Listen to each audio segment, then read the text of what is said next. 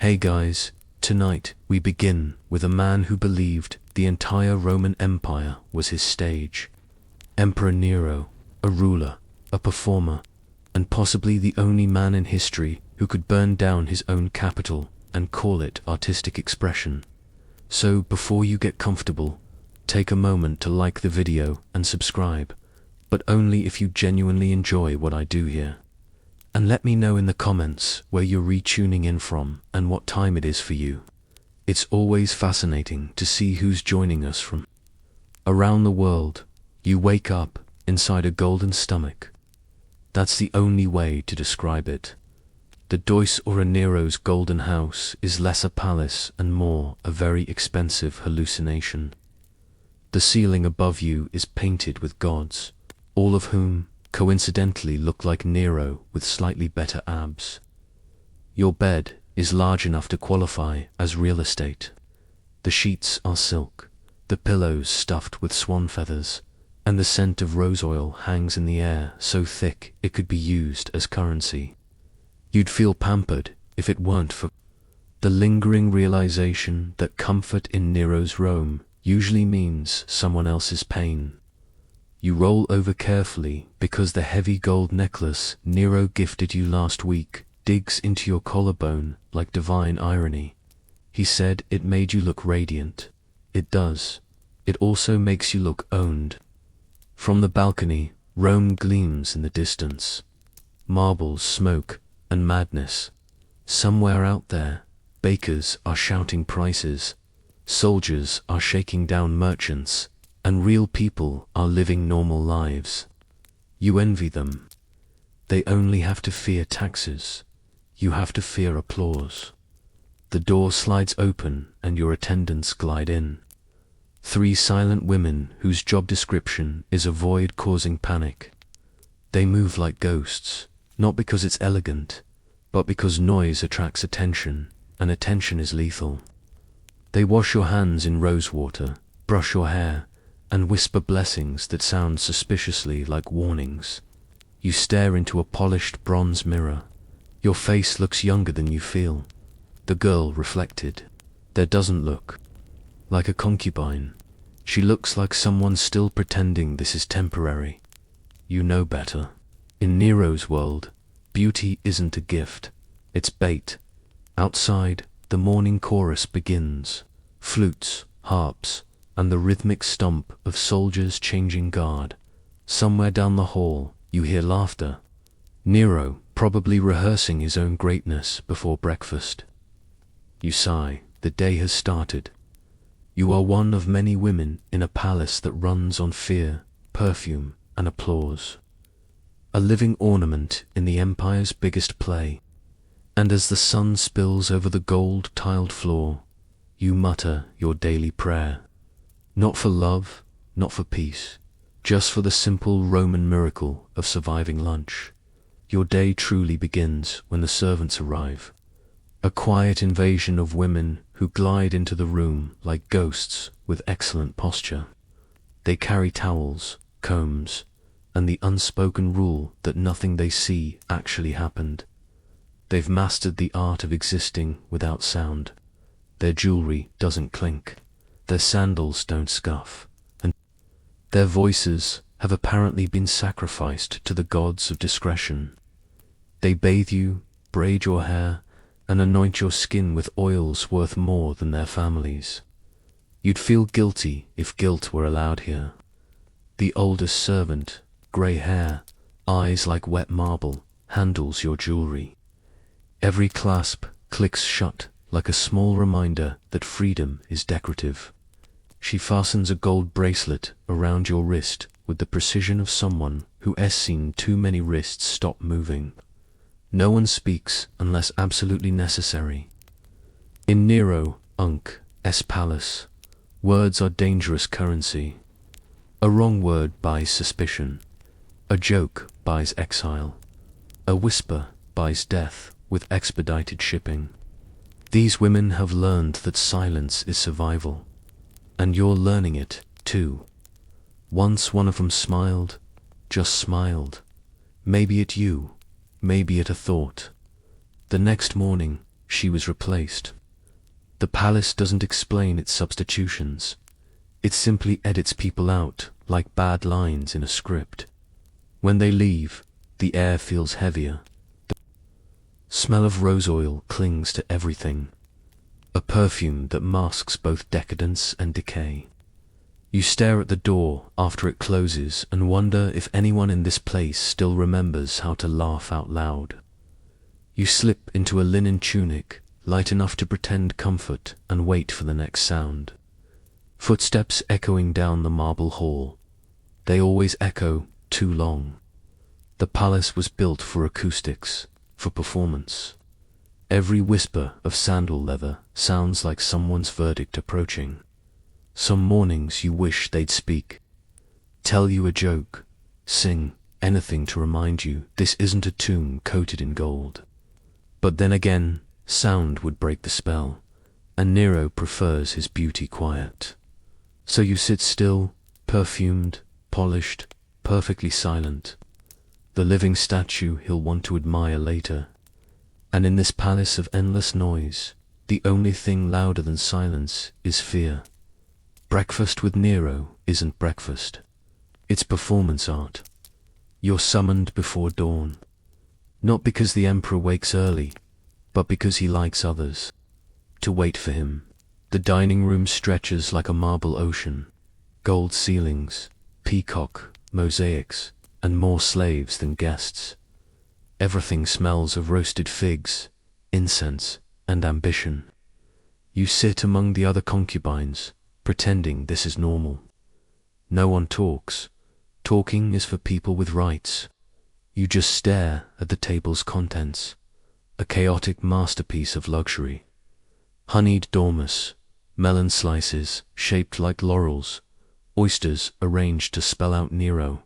Subtlety died the day he became emperor. When Nero finally enters, everyone straightens like marionettes. He's wearing a toga embroidered with silver vines, his hair curled to perfection by someone who's probably praying for another day of employment. He grins like he invented joy itself, which in his mind he probably did. He doesn't greet anyone. He simply sits, waves a hand, and the music begins. Always the lyres. Always the same tragic tune that sounds like what you'd hear if arrogance learned to play an instrument. Then comes his favorite ritual. He performs compliments like other men wage wars. You look radiant today, he tells one woman, like Venus herself. Everyone claps politely. You're half convinced Venus is rolling her eyes somewhere on Mount Olympus. When he glances at you, your stomach does that thing it does every time. A sudden calculation of survival odds. You, he says, have a face fit for tragedy. You smile because anything else would be fatal. Thank you, Caesar. You murmur, praying he meant it as flattery and not foreshadowing. The meal drags on. All performances do. Senators fake laughter. Poets recite verses about Nero's genius. And concubines play the world's quietest game of emotional dodgeball. You've mastered the art of smiling without showing teeth, laughing without sound, and pretending you didn't just see a servant escorted out for sneezing. When the emperor finally rises, the room collectively exhales like a single exhausted organism. Breakfast is over. The show is done. You survived another act in the grand comedy of Nero Unc's Rome, a play where everyone knows the ending, but no one dares say it aloud. When Nero looks at you, the world stops, not out of romance, but because everyone nearby quietly prays you won't die. It begins like a solar eclipse. The music fades, conversation wilts, and suddenly the emperor's gaze has landed. You freeze mid-breath, every instinct screaming, do not blink. The other concubines lower their eyes, practicing the ancient Roman art of becoming invisible. He studies you the way a cat studies a bird, curious, calculating, possibly hungry. You, he says in that languid drawl that makes compliments sound like warnings. You remind me of tragedy. You smile because in Nero Unc's Rome, flattery and foreboding are often the same sentence. He waves you closer. Every step feels like a bad idea, but bad ideas are the only kind allowed here. He gestures to your hair. Too long, too short, to something. We must paint you, he says suddenly, gold. Perhaps, like the sun, you nod, thinking at least it's not tar. His attention is intoxicating, not in the romantic sense, but in the poison slowly entering your bloodstream sense. One day you're invisible, the next you're divine, and in this palace, divinity has a short shelf life. The courtiers watch you with the pitying fascination of people observing an execution in slow motion. They've seen this before. The favorite of the week. She dine beside him, laugh at his jokes, maybe even inspire a song or a scandal, and then she vanish. The palace always finds new ways to make people disappear. Nero smiles again. You should attend me this evening, he murmurs, like he's offering salvation instead of doom. You bow, murmuring as Caesar commands. When he turns away, the room breathes again. A senator refills his wine. A musician pretends not to tremble. You return to your seat, heart pounding, smile glued in place. You've seen what happens to those who refuse him. You've also seen what happens to those who please him too much. In the emperor's palace, being noticed is worse than being ignored. It means you've become part of the story, and Nero doesn't like happy endings. So you sip your watered wine, steady your breath, and prepare for tonight, the beginning of your brief and shining nightmare. By now, you've learned that life in Nero's palace isn't about living, it's about outlasting. Survival here isn't instinct, it's an art form. You study it the way poets study rhyme and gladiators study pain. Every gesture, every glance, every breath must be calculated. Smile too wide and you look ambitious. Smile too little and you look defiant. There's no middle ground, only different styles of doom. The concubines have their own unspoken school of etiquette, a secret academy where lessons are taught in whispers. The curriculum is simple. Rule 1, never speak unless Nero speaks first. Rule 2, if Nero laughs, you laugh, even if he's quoting himself. Especially if he's quoting himself. Rule 3, never cry in public. Tears attract poets, and poets attract trouble. You've also learned the hierarchy of attention. The emperor's affection is a rotating throne. One day, a girl from Hispania is the goddess of the hour, dripping in emeralds and smugness. The next, she's retired to a villa conveniently located nowhere on any map. The trick isn't to be adored, it's to be forgettable in just the right way. Your best skill now is invisibility. You glide through corridors like a perfume ghost, always there, never seen. The guards barely acknowledge you, which is good because attention in this palace burns hotter than oil lamps. Sometimes you think of the women who came before you, the ones whose portraits still hang in hidden galleries. Each one immortalized in marble, eyes cast heavenward, probably wondering how long eternity lasts in storage. You'd think it's depressing. It isn't. It's oddly comforting. If nothing else, you're part of a grand Roman tradition, the expendable muse. In the evenings, you write little prayers on scraps of parchment, not to Jupiter or Venus. They've clearly abandoned this address, but to Fortuna, goddess of luck and survival. You burn the paper, watch the smoke rise, and whisper, just one more day. You've stopped dreaming about escape. That's for people with choices. Instead, You dream about blending in so perfectly that Nero forgets you exist until he forgets entirely. Because in this palace, the smartest thing you can be isn't beautiful or loyal. It's unnoticed. Afternoons in the palace are for art, or at least Nero's version of it, which usually involves trauma and applause. The emperor calls it rehearsal. Everyone else calls it endurance training. The performance hall glitters like a temple to narcissism. Marble columns, gilded ceilings, and fresco of Apollo that all somehow look like Nero. He claims it's a coincidence. No one argues. Coincidences tend to end up exiled. You take your seat with the other concubines, a row of painted smiles and clenched stomachs. Musicians tune their instruments, and Nero steps onto the stage, dressed in flowing silk robes that make him look like a divine curtain.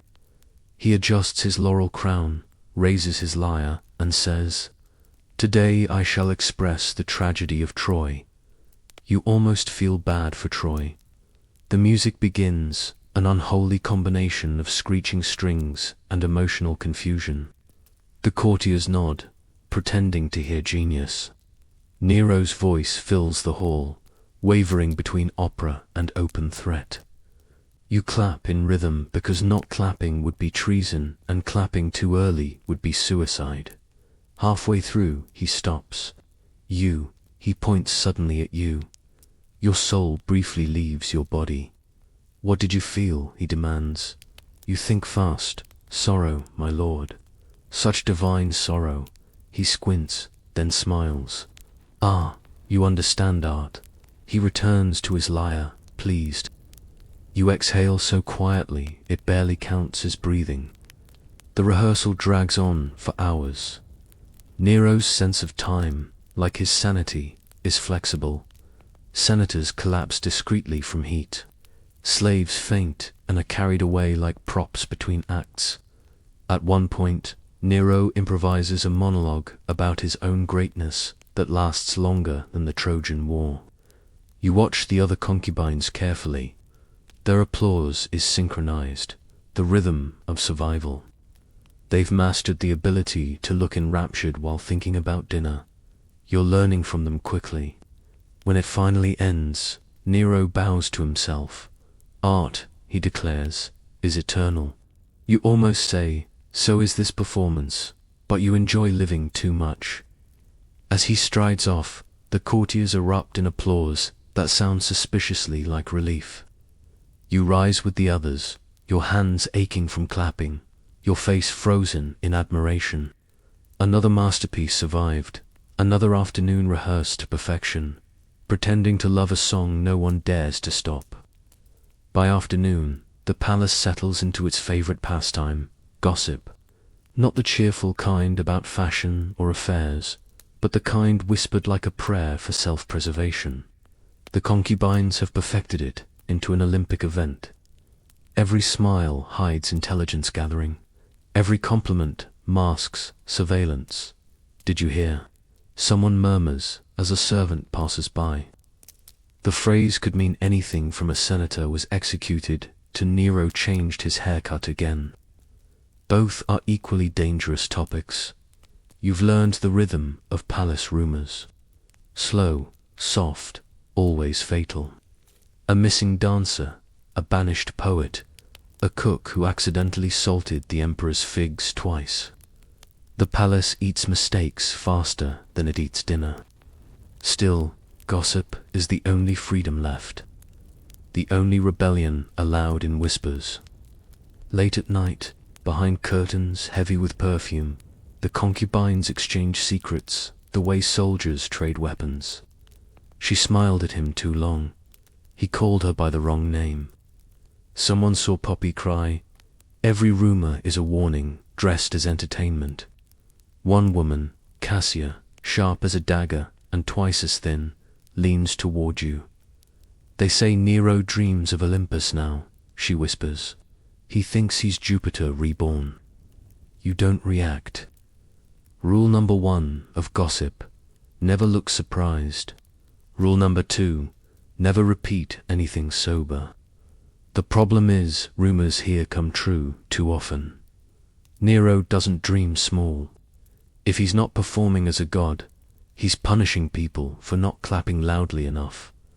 Once a man hesitated during applause. By the next day, his estate had mysteriously burned down along with the man himself. Rome calls it coincidence. You call it foreshadowing. Even the servants are infected by it. Their silence has become a language of its own. A glance, a twitch, the tremor of a hand placing wine. They know before anyone who will fall from favor. Sometimes they know before the victim does. So you keep your face neutral, your tone light, and your eyes down. In Nero's palace, knowledge isn't power. It's contraband. The women around you giggle faintly like birds chirping before a storm. You laugh too, just enough to blend in. Because in this place, gossip isn't conversation, it's camouflage. If hell had a spa, it would look like this. The bath chamber is enormous. Marble floors, gilded fountains, and a ceiling painted with cherubs who look disturbingly judgmental. Steam drifts through the air like ghosts trying to escape. Servants bustle about with bronze pitchers, pouring mixtures that cost more than a small farm. You step into a pool of warm milk, honey, and oil. The Roman recipe for eternal beauty, or, depending on perspective, being basted alive. The first dip always feels divine. The second reminds you that comfort in this palace is just another form of control. Nero doesn't want concubines. He wants living art. Shiny, sweet-smelling proof that his empire is too rich to know shame. As attendants scrub your arms, you wonder where all this luxury comes from. Somewhere out there, entire provinces are probably being taxed just so your elbows can smell like almonds. Empires have collapsed over less ambitious Skyna routines. The silence in the room is absolute, broken only by the sound of water lapping against marble. It's supposed to be serene, but it feels like an execution conducted by candlelight. The servants don't look at you, don't speak, don't breathe too loud. In Nero's palace, even scrubbing someone's back carries political consequences. After the bath, they dry you with soft linen, then anoint your skin with scented oils, jasmine, myrrh, and something else no one dares to name. The smell is intoxicating, almost divine, and completely exhausting. You could be sacrificed at any moment and still smell delightful doing it. Cassia, the sharp-tongued concubine, joins you at the edge of the bath, eyeing your reflection in the mirrored bronze. You smell like a bribe, she says softly. You smile, and you smell like treason, she grins. Compliment accepted. For a brief moment, the two of you laugh quietly, of course. It's the only rebellion left that doesn't end with cremation. Then, a servant enters, bowing low. The Emperor requests your presence tonight. Your smile freezes. The oils on your skin feel suddenly heavier. Perfumed, polished, perfected. You're no longer a person, you're preparation. And somewhere beyond those golden halls, Nero is already tuning his lyre. As the sun begins to bleed over Rome, the palace transforms. The day's exhaustion melts into something far more dangerous. Anticipation, servants rush like ants, lighting hundreds of oil lamps, until the dais all glows like a molten jewel. The scent of burning myrrh seeps into every corridor, sweet and suffocating, like the empire itself. You and the other concubines are dressed again, this time in silks that glimmer when you breathe. Every fold of fabric, every jeweled pin is part of the performance. You're not dressing for modesty or warmth. You're dressing for survival. Nero calls it a banquet. Everyone else calls it tonight's audition for mercy. The parade begins. Concubines first, then senators, then sycophants. You glide down the hall in pairs, eyes forward, hands folded, smiles pre-installed. The walls shimmer with gold leaf, reflecting hundreds of faces that all look terrified in excellent lighting. As you pass a line of Taurian guards, one of them sneezes. No one reacts, but you feel a collective shudder ripple down the hall. Somewhere a mental note is made. He sneezed in Nero's presence. That man's career and possibly his lungs are over. The banquet chamber looks like Jupiter's fever dream. Golden couches, marble fountains, spouting wine, and a ceiling that rains flower petals. When Nero claps, he calls it a divine touch. You call it allergies. When Nero enters, the room holds its breath. He's wearing a purple cloak embroidered with stars, subtle as always. His cheeks glow with wine and self-confidence. He greets no one because in his mind, everyone already exists in a state of greeting him. You take your place among the concubines, pretending your pulse isn't marching in sync with the drums. Musicians begin to play, and Nero beams as though Apollo himself had RSVP'd. He sweeps his arm dramatically. Tonight, he declares, we celebrate the greatness of Rome. No one asks which part. The empire's been burning metaphorically for years. The literal version just hasn't caught up yet. As laughter and lyres fill the air, you raise your cup, smile on cue, and whisper a private toast under your breath. To survival and to keeping one's head attached another night. The banquet hasn't even finished digesting before Nero decides it's time for art. Of course, he means his art. The only kind officially recognized by Rome since, well, Nero, the torches dim. Musicians scuttle into formation like terrified beetles. Senators straighten up, concubines freeze, and slaves vanish into corners. Nero stands glowing in purple silk, crowned tilted like a man who truly believes Olympus is just a staircase away. He lifts his hands. Tonight, he announces, the gods speak through me, which is impressive considering most gods have been avoiding Rome lately. The lyres begin their cautious melody, something between divine hymn and public apology. Nero closes his eyes, sways dramatically, and starts to sing. The song is supposed to be about Orpheus descending into the underworld for love, but somehow it's mostly about Nero's own brilliance. You've heard worse, mostly because you've also heard this exact song 27 times. Every verse lasts long enough for a small rebellion to form and be crushed.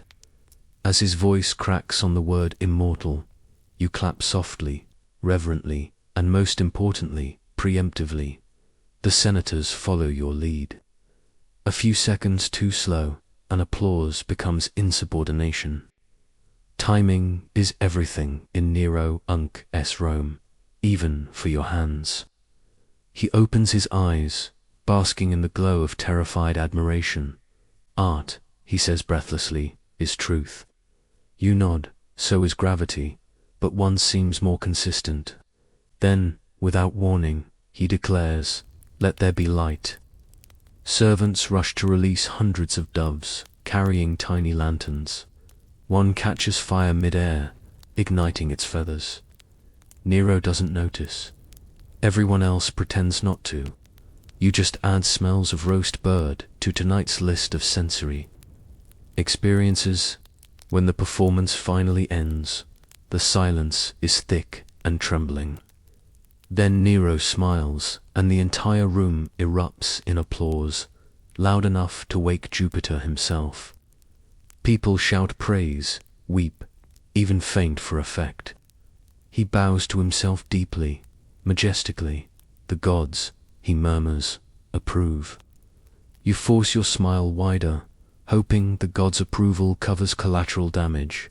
Because in Nero's Rome, art doesn't imitate life, it replaces it. Dinner under Nero isn't just a meal, it's a test of endurance. The banquet room is already groaning under the weight of food that could feed half of Rome. Platters of roasted peacocks, figs stuffed with honey, eels marinated in wine, and something that might have once been legal to eat. Slaves move silently between tables like haunted waiters, refilling goblets faster than guests can panic. You take your place among the concubines, pretending the smell of roasted flamingo doesn't make your soul leave your body. The senators across the table are already sweating, terrified of being noticed, or worse, ignored. Nero sits at the head, wearing a garland of flowers, like a man convinced nature itself adores him. He's glowing with the satisfaction of a god who hasn't yet realized he's mortal. He raises his cup. To Rome, he declares, as if Rome isn't currently on fire somewhere, metaphorically or otherwise. Everyone echoes the toast because the alternative is execution. The food is endless, a grotesque parade of luxury. The emperor insists on sampling everything. He eats like a man auditioning for divine status. Slowly, dramatically, as if chewing were a sacrament. Each bite demands applause. Each belch is a philosophical statement. You nibble on a fig, careful not to enjoy it too much. Pleasure is suspicious here. It implies independence. Across from you, a senator's wife laughs too loudly at one of Nero's jokes. Within seconds, everyone joins in, the sound of synchronized fear disguised as mirth.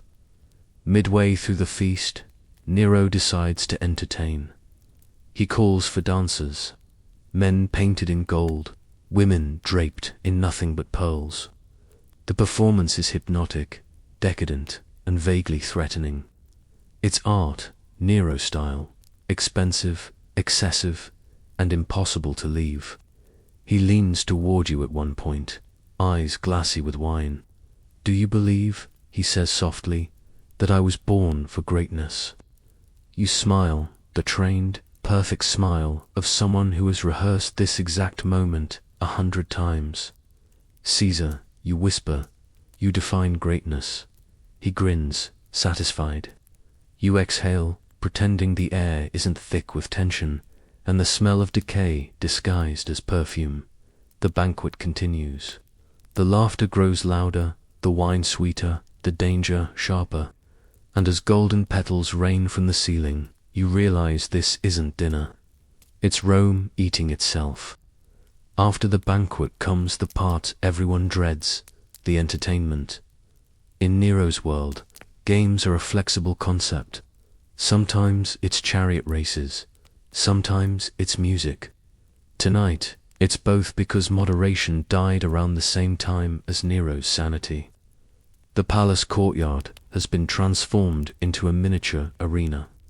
Torches burn bright, casting long, twitching shadows across the marble.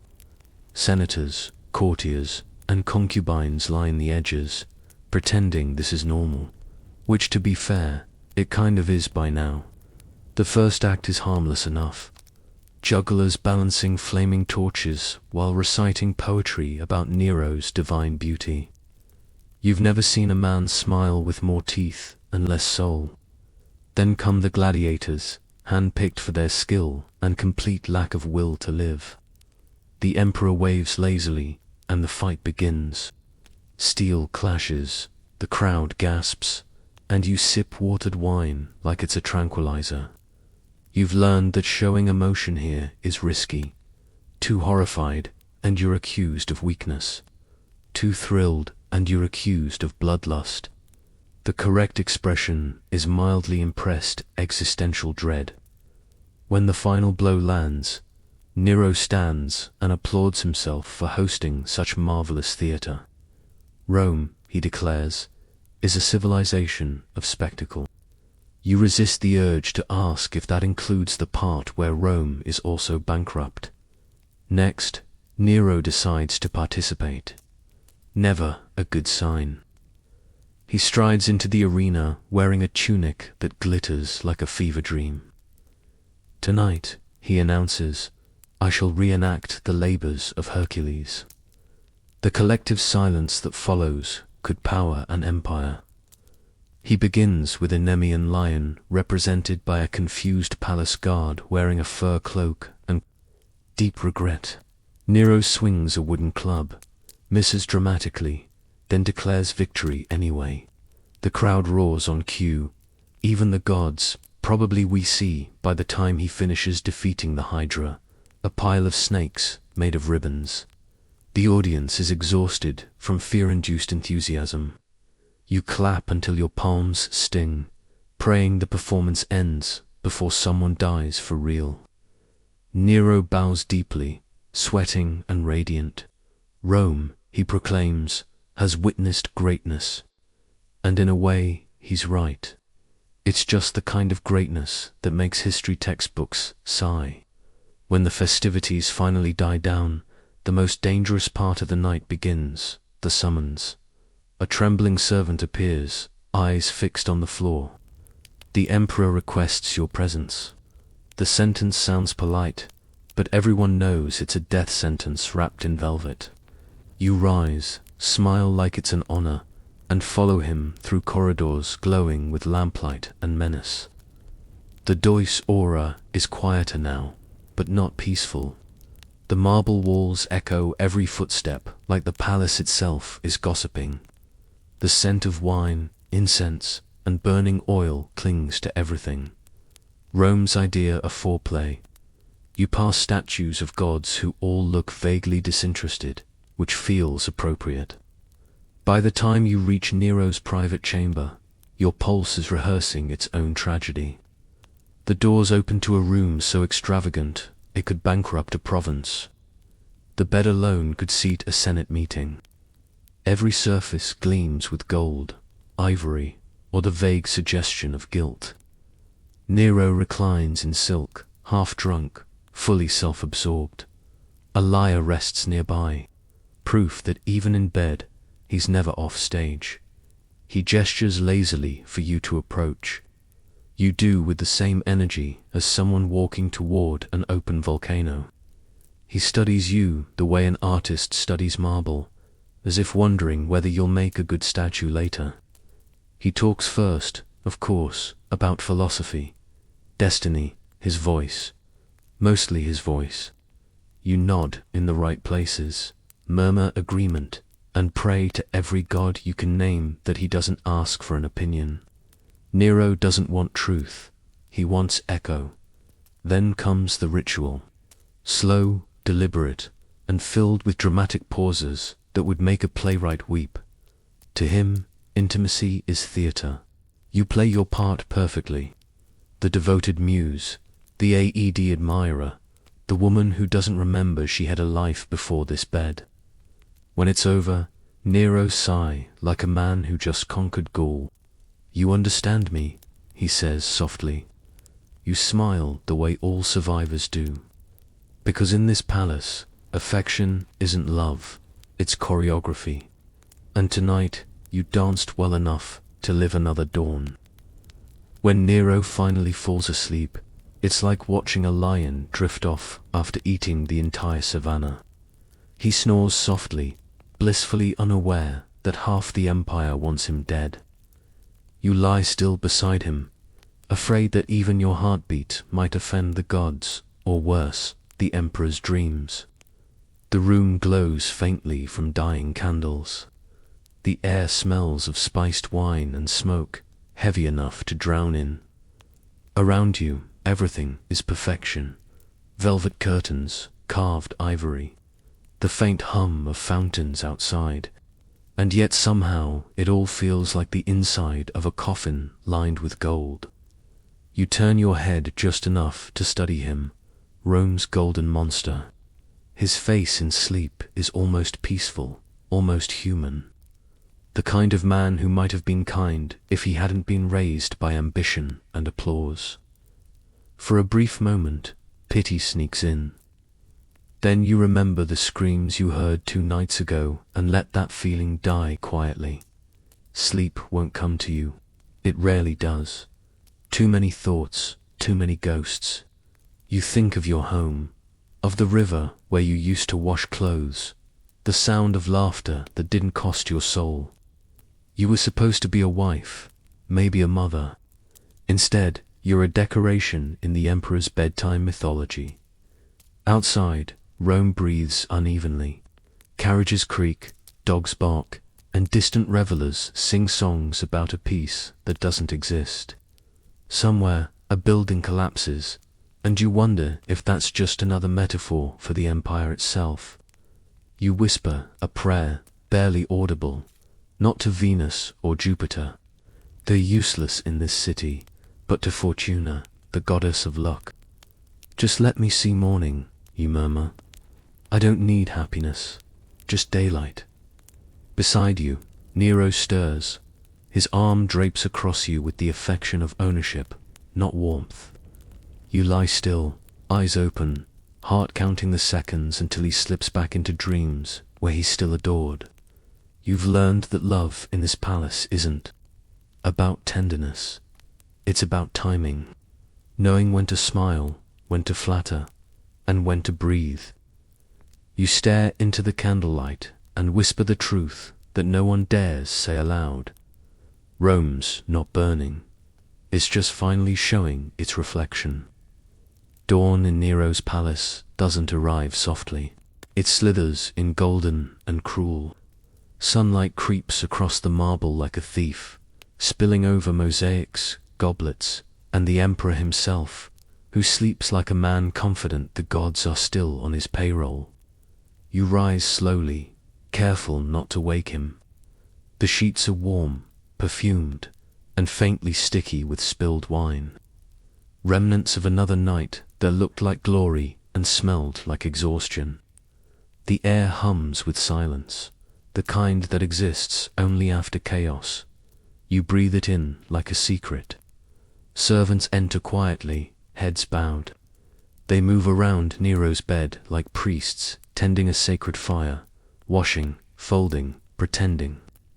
One of them meets your eyes for half a second, then looks away. No one here acknowledges survival. It's bad luck. You wrap yourself in a thin robe and step toward the balcony. Rome stretches below, vast and indifferent. Smoke rising from distant chimneys, temples catching the first light. The faint chatter of a city pretending it isn't built on bones. Somewhere down there, bakers are kneading dough, merchants are shouting prices, and children are chasing stray dogs. Normal life, miraculously untouched by divine insanity. For a moment, you envy them. Their mornings start with bread, not strategy. Their fears are small enough to name. You glance back at Nero, the ruler of everything, the prisoner of nothing. Even asleep, he looks theatrical. His hand clutches a golden goblet like a man afraid someone might forget to worship him in his dreams. You wonder if power always looks this pathetic in daylight. You turn back to the view. The breeze from the Tiber carries the faint scent of ash, the perfume of Rome. The city never truly burns. It just keeps smoldering, like him, like you. You whisper a quiet, invisible laugh. You survived another night. That's the closest thing to victory in this palace. You'll smile again at breakfast, applaud another song, and flatter another delusion. Because in Nero's world, survival is rebellion. And as the sunlight finally touches your face, you do what no one in the empire dares to do out loud. You exhale, and for one fragile heartbeat, you feel free. In the Norse world, marriage was not a matter of love, but of legacy.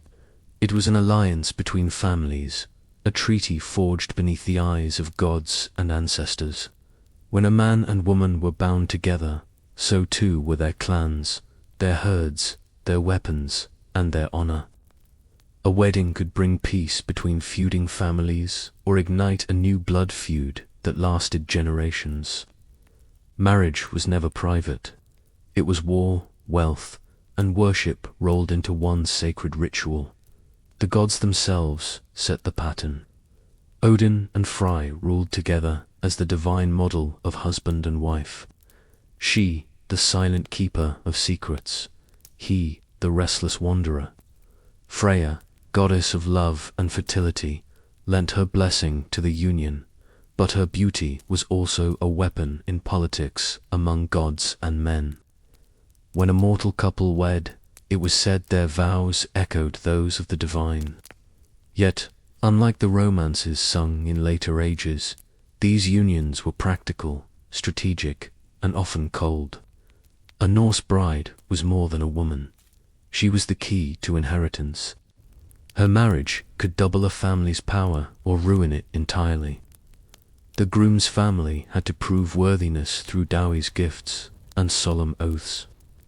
Gold was exchanged, but so were swords and land deeds. Every piece of silver symbolized responsibility. A man did not just marry a woman. He married her kin, her debts, and her ancestors' ghosts. The ceremony itself was only the visible tip of the pact.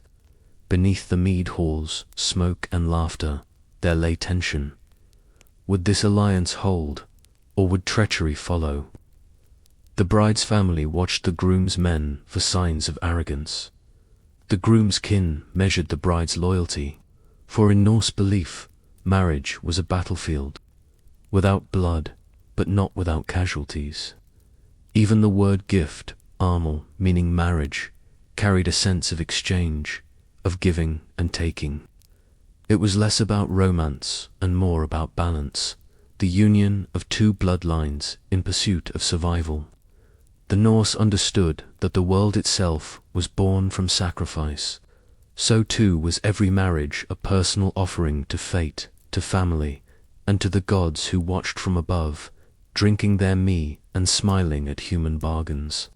Before the me was poured, or the bride's hair was braided, there came the festal, the betrothal agreement. It was less a romantic promise and more a political negotiation where silver spoke louder than love. Two families gathered, usually in the longhouse of the bride's kin, and the air was thick with smoke, tension, and pride. On one side sat the groom's family, armed not with axes, but with offers. On the other, the bride's kin, defending her value as fiercely as they would defend their borders. At the heart of the discussion was the brutal, the bride purchase. It wasn't crude in their eyes. It was law, custom, and honor. The groom's family paid the munda, a sum that represented his ability to provide and protect. In return, the bride's family offered an heirloom, dowry, livestock, jewelry, or land, often items that carried ancestral spirits and stories. Both sides understood this was no mere transaction. It was an exchange of fates. Once both families agreed on the terms, witnesses were called, often men of standing in the community, to ensure the deal would hold in the eyes of both people and gods. The agreement was sealed with handshakes, oaths, and sometimes a symbolic sharing of me. From that moment, the woman was Festokona, the betrothed woman bound by honor to her future husband. To break that promise without cause was a grave insult and could trigger blood vengeance. It's easy to imagine the young couple sitting silently through this ritual, barely glancing at each other. Personal affection had little place in these proceedings. The marriage was not theirs to design. It belonged to their families, their ancestors, and their clan's destiny. Yet once the agreement was struck, a strange anticipation filled the hall. The elders had spoken, and now the gods would watch. Some families held a modest feast after the festal where both clans toasted to prosperity and to a future filled with sons and strong harvests. Behind the laughter, however, lingered unspoken fears that the union might bring more storm than sunshine. But that was the Norse way. To bind lives together was to challenge fate itself, and no Viking ever shied from that gamble. In Norse weddings, the sword meant as much as the ring. It was more than a symbol. It was lineage made metal. When the groom arrived to claim his bride, he did not come empty-handed. In his right hand he carried a sword, often the ancestral blade of his father or grandfather. This was no mere decoration. It was his proof of blood, his pledge of strength, and his unspoken warning to anyone who dared challenge the union. At the ceremony, the groom would hand this sword to his bride. She would hold it with both hands, feeling the cold iron that once shed blood for his family's honor. In return, she would present him with a new sword, freshly forged, a weapon to be wielded in their new life together. One blade symbolized ancestry, the other the future. It was as if the past and the unborn generations met in that exchange of steel. The sword also marked the bride's transformation. Before this moment, she was her father's daughter. After it, she was her husband's woman, not in the sense of ownership, but of protection and duty. She would carry her husband's ancestral sword during the ceremony and sometimes keep it near her bed for the first nights of marriage, representing her guardianship of his honor and his lineage. These swords were often inscribed with runes or blessed by a local guardi, a pagan priest, to ensure the god's favor. Some bore the hammer of Thor carved into their hilts, invoking the protector of mankind. It was said that if the metal gleamed too brightly during the exchange, it foretold a strong union. If it dulled, the gods were displeased. In a society where peace was fleeting and every alliance could sour, the sword's presence reminded everyone that even marriage was a fragile truce. Every blade had its stories of raids, vengeance, or loyalty, and now those stories passed to the bride's hands. As the guests watched the exchange, they saw more than two people marrying. They witnessed the forging of an alliance between past and present, family and fate. The sword gleamed, a silent witness that love in the North was always tempered with iron.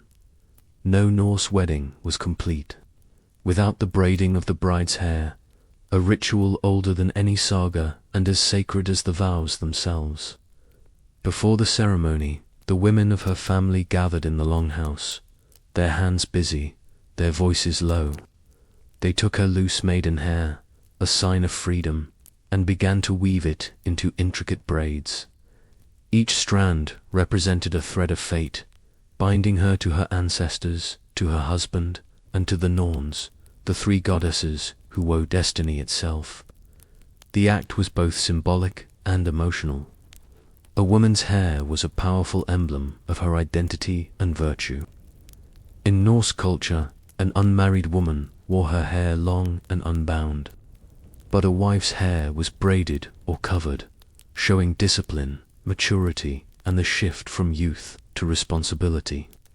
As the older women wove, they murmured blessings for fertility, prosperity, and peace in the hearth. They told her of the trials of marriage, the cold winters, the absence of husbands gone raiding, and the silence of waiting. Their words carried both warning and comfort. When the braiding was done, a delicate veil or circlet was placed atop her head.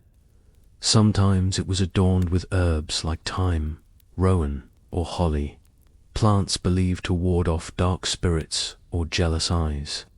In richer families, gold threads were woven into the hair, glinting like sunlight in the smoky hall. It was said that Frigg herself blessed every bride through this act, whispering fate into her braids. Meanwhile, in another chamber, the groom prepared. His hair was combed and bound, his beard oiled and perfumed with resin. His attendants tightened his belt and armed him with a ceremonial axe or sword, polished until it mirrored the firelight. For both bride and groom, appearance was not vanity, but ritual. A declaration to gods and mortals alike that this union was sanctified by order, not chaos. When the bride finally stepped from the longhouse, her hair bound like a crown of woven gold, the crowd hushed.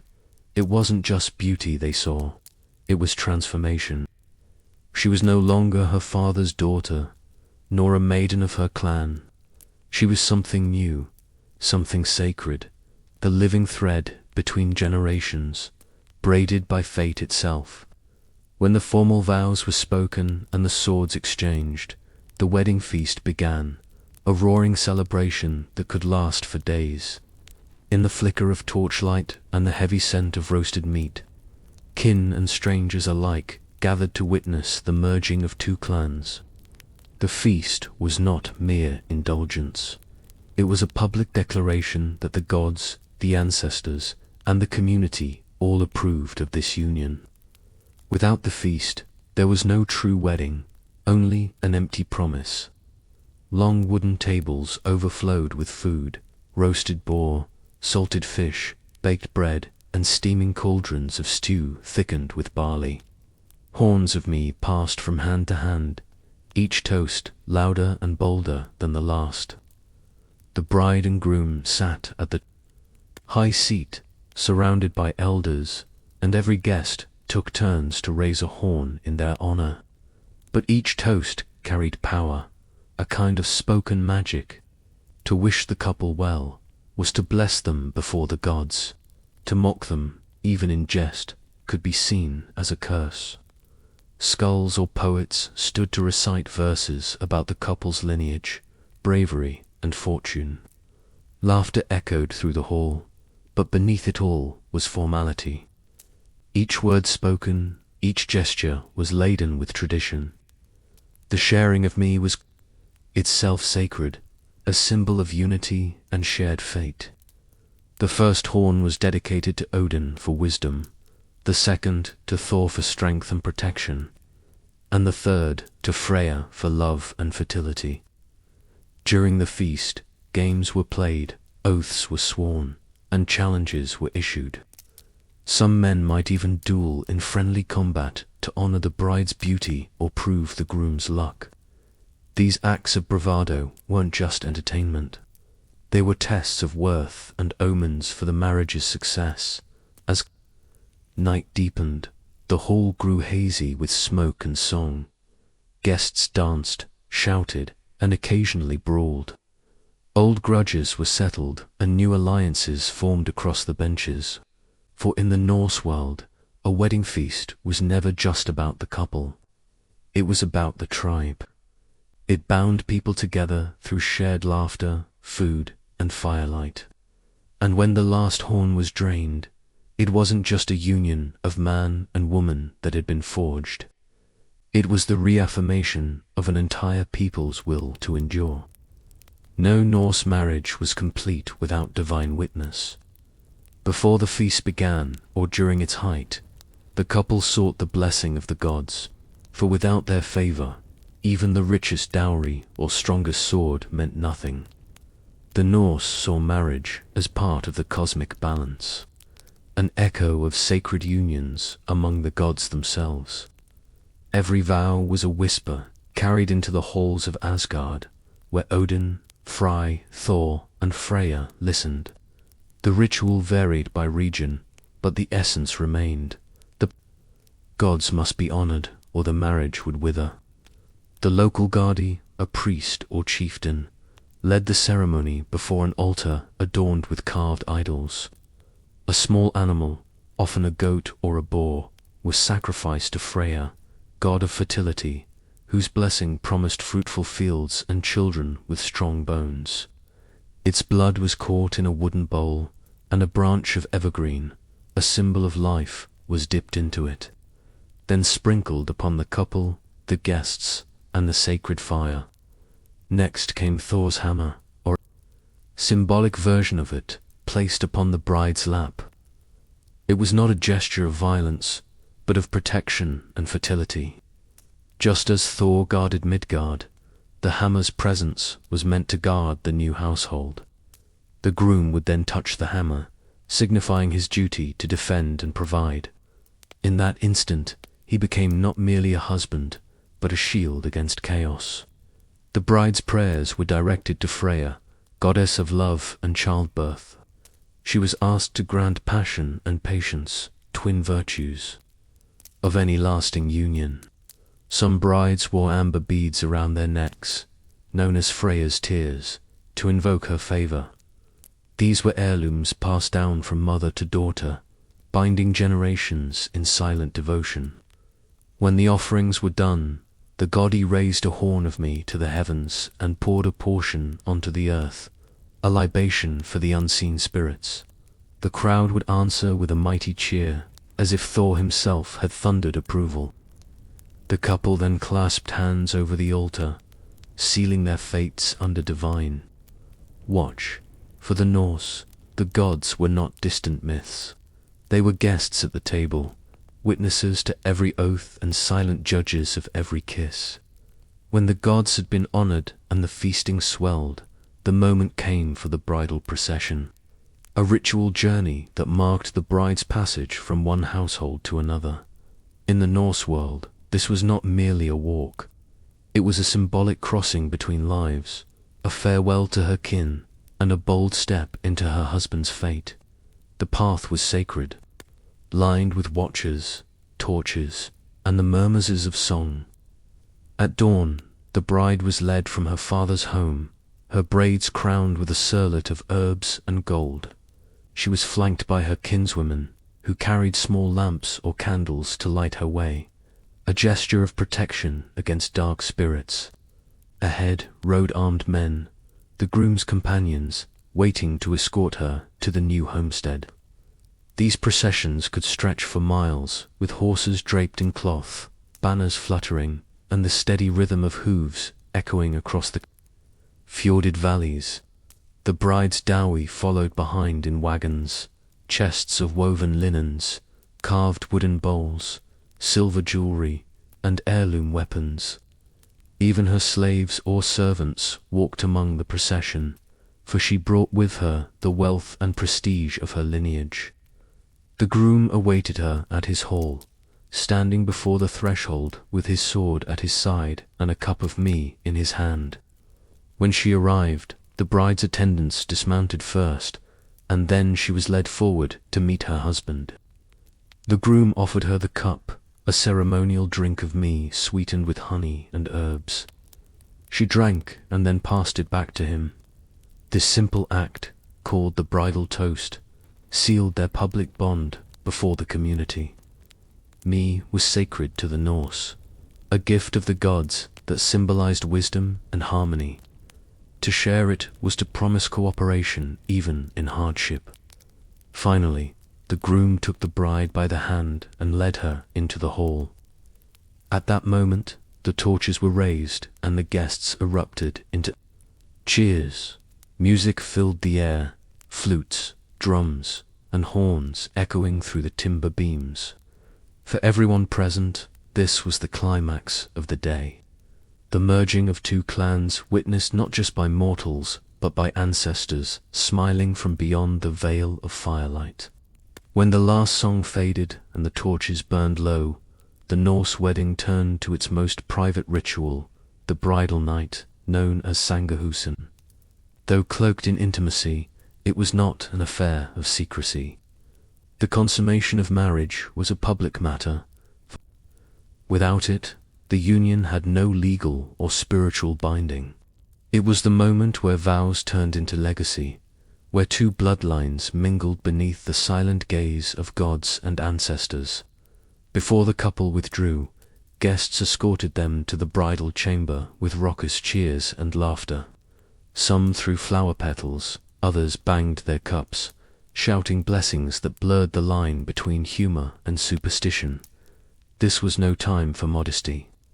The louder the crowd, the greater the fortune. The procession into the bridal room symbolized the community's approval, a reminder that this marriage served the clan as much as the heart. Inside, the atmosphere shifted. The chamber glowed with the light of candles and the smell of resin and smoke. A fire crackled in the hearth, a symbol of home, watched over by Fry, the goddess of domestic harmony. Upon the bed lay the groom's ancestral sword, placed between husband and wife for the first night. It stood for protection and purity, a reminder that the marriage began not in desire, but in honor. Only after the morning sun rose could it be removed, signaling that the couple had fulfilled their union. Some regions included a curious ritual. Witnesses, often family elders, might remain outside the door to confirm the night had been spent together. As invasive as it sounds, it was meant to protect both parties, proof against false claims or broken vows. In the morning, the couple would emerge, greeted by shouts of triumph and the toasts of kin. The bridal night carried divine echoes. Freya and Freya, gods of fertility, were invoked through quiet prayers. The mead the couple shared before lying down was not just drink but sacred elixir believed to bless their union with children and good fortune. For a Viking, love was not measured by softness but by endurance. And in that quiet chamber, where sword and flame met flesh and fate, the new household began, bound by honor, sealed by fire, and witnessed by the gods themselves. When the laughter faded and the mehorns ran dry, the true weight of marriage began. In Norse culture, the wedding was not the end of a story, it was the start of a dynasty. Every marriage, whether between chieftains or simple farmers, carried the same expectation to build, to endure, and to leave behind something worthy of remembrance. The morning after the feast, gifts were exchanged once more. The groom might present his bride with land, jewelry, or livestock, symbols of trust and permanence. The bride in turn would bring her dowry into the new household, helping to establish their wealth and independence. Together they managed the homestead, a miniature kingdom ruled jointly. The Norse saw husband and wife not as opposites, but as complements. He the shield, she the hearth. He defended the walls, she kept the fire alive. Marriage transformed a man's status too. A bachelor was ruthless. A married man had a bloodline and a legacy. He could claim land, inherit titles, and sit in council among elders. His children, born of a union blessed by gods and witnessed by kin, became the vessels of his memory. For a Viking, immortality did not come from temples or tombs, but from stories told about one's descendants. A woman's power grew in quieter, but no less formidable ways. As the keeper of the keys, both literal and symbolic, she managed the household's wealth. Her word carried authority when her husband was at sea or war. Widows could inherit property, lead farms, and even arrange new marriages within the clan. In sagas, the wisest women were often those who turned their wedding vows into strategy, ensuring their family's survival long after their husbands were gone. Even centuries later, echoes of these unions lingered in custom and song. Every Norse wedding, whether humble or grand, was an act of defiance against the cold and chaos of their world. It said, "We endure." Beneath the braids, the swords, and the roaring feasts, there was something deeply human. A yearning to be remembered, to belong, to bind one life to another against the endless winter. And so, in the flicker of the hearth fire, every marriage became what the Norse valued most, a legacy strong enough to outlast the snow. In Japan, the skin was never just skin. It was a sacred surface where identity, endurance, and defiance were carved in silence. The art of irumi, meaning to insert ink, turned the human body into a living scroll. Each design carried a story that could not be spoken aloud. Tales of loyalty, love, vengeance, and destiny, all etched in the deep rhythm of the needle. To be tattooed was not merely to decorate oneself. It was to commit to a legend that would follow you into death and beyond. The roots of irony stretch far into prehistory. Archaeologists have found clay figurines from the Jaman period, over 10,000 years old, bearing mysterious patterns on their faces and bodies. Whether these represented tattoos or body paint remains uncertain, but the message was clear. Even in ancient Japan, marking the skin was a spiritual act, a bridge between the mortal body and the unseen world. As centuries passed, these marks evolved from tribal symbols into refined art. By the Edo period, 603 to 1868, tattooing had transformed into something grander, something dangerous, an art of the forbidden. While the ruling samurai class prized discipline, purity, and outward modesty, the common people, laborers, craftsmen, firemen, and gamblers turned to iremia as an act of silent rebellion. Their skin became their kimono. Beneath simple clothing, they carried entire worlds. Dragons coiled across shoulders, coyish swimming. Up spines, tigers crouching beneath ribs. The ink turned the body into a map of emotion and myth. The process was long, brutal, and sacred. Using tibri, the traditional hand-poked method, the tattoo master would dip a bundle of needles into ink and drive them into the skin, stroke by stroke. The pain was excruciating, but it was also purifying. Enduring, it was proof of discipline, of courage, of belonging. When the last stroke was done, what emerged was more than art. It was transformation. A man could walk into the studio as a laborer and emerge as a living legend. His skin told of gods, beasts, and battles. His body, once blank, had become a temple. In the world of Irizumi, beauty was born not from ease, but from endurance. Every drop of blood was a signature, every scar a vow. Before Iyumi became an art form revered for its beauty, it was a mark of shame. In early Japan, tattooing began not as decoration, but as punishment. During the Kofan period and well into the Edo era, criminals were branded with indelible symbols, lines across the forehead, rings on the arms, or black marks on the face. This was called boka, the tattoo of crime. Each mark declared guilt more loudly than words. A thief might bear 1 stripe, a murderer 3. There was no hiding it. The body became a permanent confession. Yet what began as a tool of humiliation would over centuries transform into something powerful, even defiant. The criminals and outcasts, stripped of honor by law, reclaimed the very mark meant to destroy them. They covered those crude tattoos with elaborate designs. Dragons, phoenixes, koi, and waves, symbols of courage, rebirth, and strength. What was once a scar of shame became a badge of survival. By the Medo period, tattooing had moved from punishment to protest art. The working class, the chonin, were forbidden by law from wearing luxurious clothing, silk, or bright colors reserved for the samurai elite. But there was one place the government couldn't regulate: the skin beneath.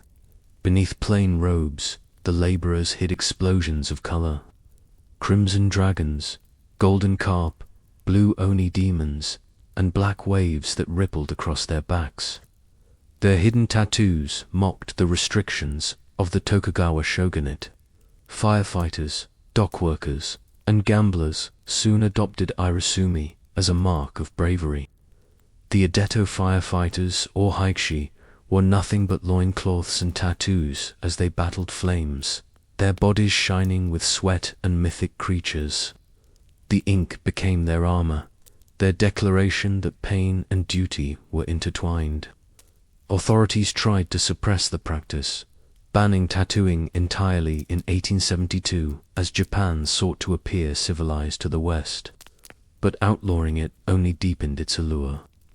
The more forbidden it became, the more meaningful it was to those who wore it. Thus, what began as a mark of disgrace evolved into a symbol of rebellion and honor. In Irami, the punished became the powerful. The ink that once shamed them became their redemption. Proof that even beneath oppression, art could bloom, fierce and unyielding. To understand Irizumi, one must understand the men who created it. The Horaci, tattoo masters who turned pain into poetry. Their work was not a trade, but a lifelong calling, often passed from master to apprentice in secret. There were no schools, no public signs, and no shortcuts. Apprentices spent years cleaning tools, preparing ink, and observing in silence before ever touching human skin. The art demanded patience, humility, and a reverence for both beauty and suffering. The Horishi's most sacred tool was the taibori, literally hand carving. Instead of electric machines, they used long bamboo or metal rods tipped with bundles of fine needles dipped in rich black ink or vibrant pigments made from crushed minerals. These needles were rhythmically driven into the skin by hand. Each puncture was a heartbeat, each movement a meditation. The process was slow and merciless. A full-bodied Irizumi could take hundreds of hours over years to complete. A true master could read the skin like a map. He knew how it stretched, how it bled, how it aged. He carved with instinct, knowing that each stroke had permanence. Many Horishi carried names passed down through generations, such as Hiroshi, Horamasa, or Haratomo, titles that reflected not ego but lineage. Their studios were often hidden in alleys or small apartments marked only by whispered reputation. To be chosen by a respected Horishi was an honor and a test of endurance. The ritual began with a design consultation where the master would study not just the client's body but their spirit.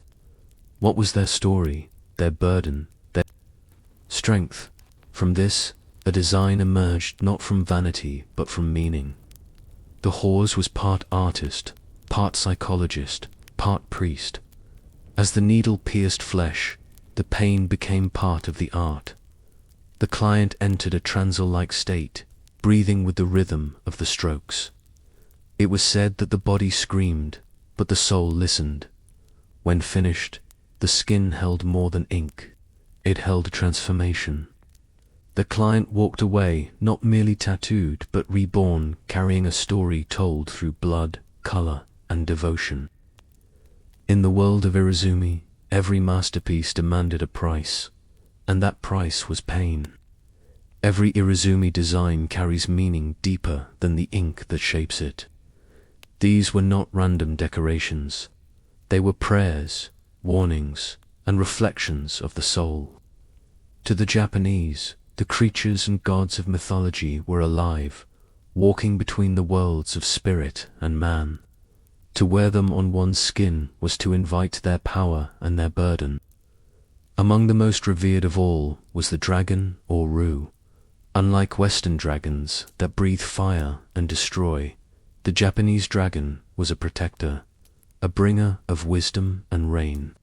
A full-bodied dragon wrapping around the torso symbolized strength and balance. A guardian spirit coiled around the heart. The dragon's pearl, often inked near its claws or mouth, represented enlightenment, a treasure that could only be earned through suffering. Next came the koi fish swimming upstream against waterfalls and storms. The koi was a symbol of perseverance, courage, and transformation. Born from an ancient legend that a koi who swam up the Yellow River and conquered the waterfall at Dragon's Gate became a dragon itself. For men of the Edo underworld, the koi was their mirror. Defiant, unyielding, and destined to rise despite impossible odds. Tigers embodied ferocity and protection, believed to ward off evil spirits and disease. Phoenixes, or Ho, stood for rebirth and immortality, their feathers often intertwined with flames or clouds. The snake, or Hebi, symbolized both danger and renewal, a shedding of the old self. And then there were the Oni, horned demons from Japanese folklore, to where one was not to invite evil, but to master it, to show that the wearer had conquered their inner darkness. Every line of an Irumi piece had intention. The placement of the design mattered as much as the image itself. Dragons across the back symbolized protection. Koi swimming up the arm meant struggle toward success. Waves across the shoulders represented the unpredictable nature of life. Together, these motifs formed a visual language, one that spoke of power, loss, endurance, and transformation. In Irizumi, the body became a myth made flesh.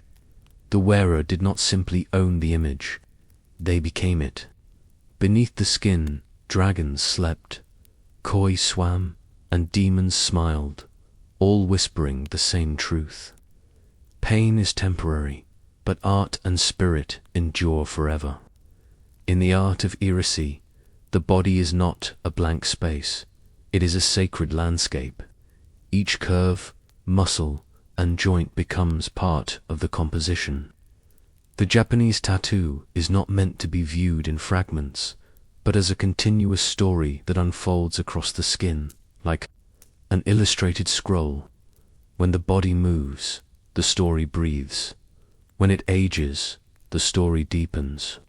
The design of a full body, iomi, known as a hormono, was meticulously planned by the master. It could take months to complete the drawing before the first needle ever touched flesh. The hors would map the body from the neck down to the thighs, creating an unbroken visual symphony. Dragons twisting down spines, koi swimming along ribs, cherry blossoms falling across shoulders, and waves cresting over hips. Every line followed the body's natural flow. To interrupt that flow was to break the harmony. Certain spaces were always left untouched: the hands, the neck, and the face. In Edo period Japan, tattoos were hidden beneath clothing, visible only in moments of intimacy or ritual. When a man stripped for the bathhouse or the festival, his secret world was revealed in bursts of color and myth. In this way, Irumi existed between two realms, the public and the private, the ordinary and the divine. The back was the canvas of choice, vast and flat like a painter's screen. The chest, meanwhile, symbolized courage. To tattoo it was to prove endurance, for the pain near the ribs was intense. The arms and thighs were often used for supporting imagery, wind, clouds, water that gave motion and balance to the central motif. To wear a full-body hormono was not simply fashion, it was a rite of passage. The process demanded months of agony and discipline. Clients would endure hundreds of sessions, returning to the horishi again and again, offering both their body and their spirit to the art. By the time the final line was drawn, the wearer had undergone transformation. When clothed, he was just another man. But when the robe slipped from his shoulders, he became something mythic, a living scroll of gods and monsters, inked in silence and bound forever to his story. To the untrained eye, the colors of Irumi are simply beautiful. But to those who understand, every hue bleeds with meaning, every shade has a soul. The palette of Japanese tattooing was born not from luxury, but from struggle, patience, and chemistry older than memory. These colors weren't chosen for style, they were chosen for spirit. The base of all irisumi was black ink called sumi. It was made from soot collected from burning pine wood and mixed with water or animal glue. The master prepared it carefully, grinding the pigment on a stone until it shimmered faintly blue under the light. Black formed the foundation, the bones of the image. Without it, color had no anchor, no shadow. The outlines, carved by black tsunami, defined the rhythm of the body itself, like calligraphy written on living parchment. Once the structure was complete, the colors followed. Red symbolized strength, life, and protection from evil. Blue and indigo were calm and noble, like deep water. Green represented renewal, youth, and the unstoppable return of spring. Yellow and orange carried the fire of courage, while purple marked wisdom, wealth, and spiritual power. These pigments were rare, ground from minerals and plants, and mixing them demanded skill. A single mistake could stain unevenly or fade with time. Yet color, in Irisi, was not merely surface, it was essence. The placement of hues mattered as much as the symbols themselves. A dragon might bear a blue body to show serenity, but red flames might curl round its claws to reveal the fire within. A koi painted in orange and gold symbolized transformation through struggle, while a phoenix inked in crimson spoke of death and rebirth. Even the pain of color was part of the ritual. The deeper the tone, the longer the needle lingered. Red, in particular, was agony. The pigment had to be pressed again and again until the skin wept. But those who endured it said the pain changed them. The colors seemed to seep beyond the flesh into the spirit. When the work was finished, the result was not static art, but a breathing canvas. The colors caught light and shadow as the wearer moved, shimmering like silk in motion. To live with Irisi was to carry an eternal painting, one that faded only when the flesh itself returned to dust. For all its artistry, Irasumi lived under the shadow of stigma. To the authorities, it was a mark of savagery, an embarrassment in a nation striving for modernity. In 1872, during the Meiji Restoration, Japan opened its ports to the Western world. Eager to prove itself civilized, the government banned tattooing entirely, branding it as barbaric, primitive, and shameful. Overnight, the Harishi became outlaws, their studios hidden behind paper doors, their needles moving in silence. But beauty thrives in defiance. The ban only gave Irasumi more power. The art slipped underground, practiced in baths, inns, and secret chambers. Tattoo masters passed their skills in whispers, their clients entering under night's cover. What was once decoration now became rebellion. To be tattooed was to reject society's hypocrisy, to embrace something raw and ancient beneath the polished veneer of modern Japan. Foreigners, ironically, were fascinated. Sailors, travelers, and diplomats sought out these forbidden artists, returning home with dragons coiled across their arms or koi swimming down their backs.